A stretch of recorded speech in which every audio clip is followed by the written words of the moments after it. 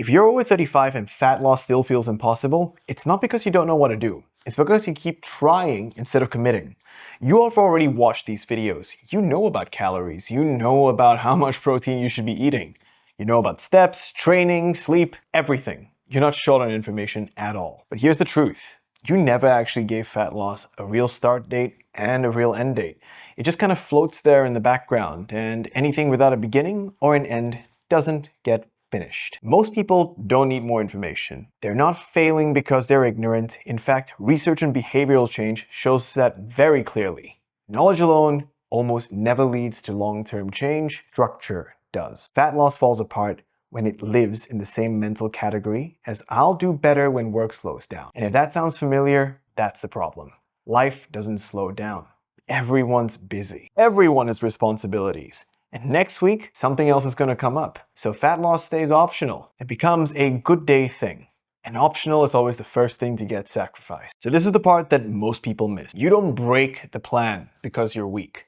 You break the plan at the exact moment you have to think. You're already busy, you're stressed, you're hungry, and you've got 100 things going on in your life. Fat loss should not be another thing competing for your attention at all. Research on decision fatigue shows that the more choices you make throughout the day, the worse your decisions become at night. This isn't laziness. Your brain is genuinely tired.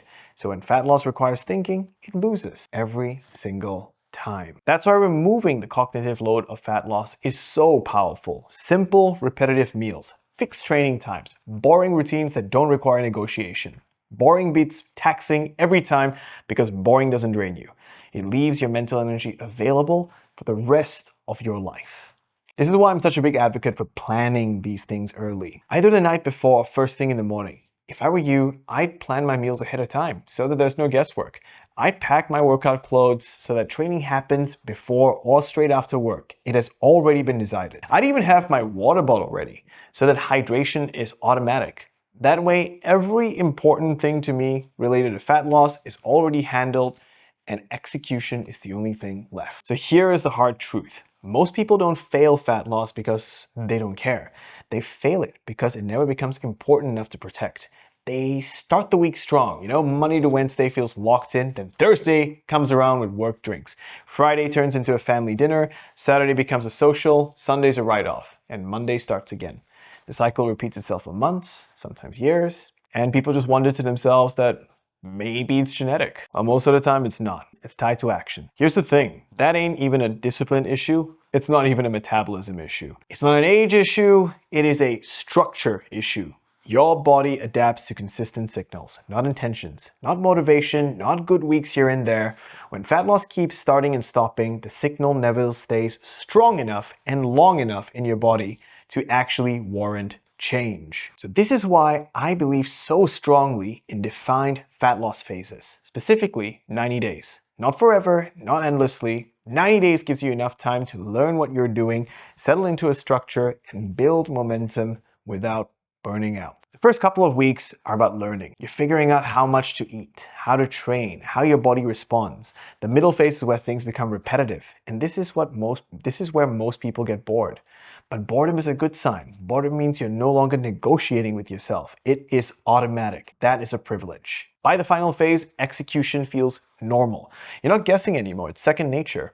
You're not constantly going about what to do, what not to do. This is a time where things feel a lot more natural, and that's great. You can focus your attention on other things while fat loss takes care of itself in the back burner. And at the end of 90 days, you simply reassess. If you've hit your goal, great. If you haven't, that's fine too. Take a short break, give it a couple of weeks, bring your calories back up to maintenance, reduce stress, reflect on what worked and what didn't, then decide what your next move should be. This is why people who've done fat loss before tend to do it easier the second time. It's not because of genetics, it's not luck, they already have the skill.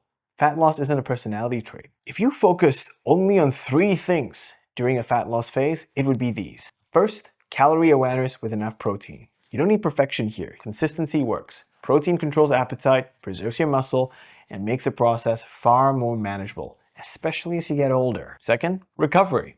7 hours of sleep minimum. Poor sleep increases hunger, reduces impulse control, and makes fat loss significantly harder than it needs to be. This isn't optional. This is a non-negotiable, so master it. Third, strength training. at least 2 to 3 times per week.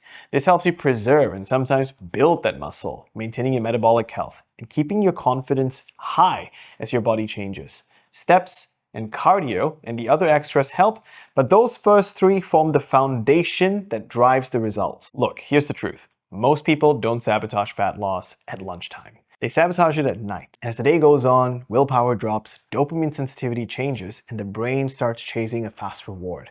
That's when the snacking happens. That's when the scrolling takes over. And that's when the plan finally collapses. The solution isn't more discipline, it's fewer opportunities to fail. Going to bed earlier, eating enough protein, staying hydrated, and getting movement in during the day all reduce the likelihood of late night self-sabotage. Your reward isn't food, it's waking up knowing you didn't undo tomorrow. This isn't punishment, this is privilege. You're able-bodied, you have access to food, information, and support.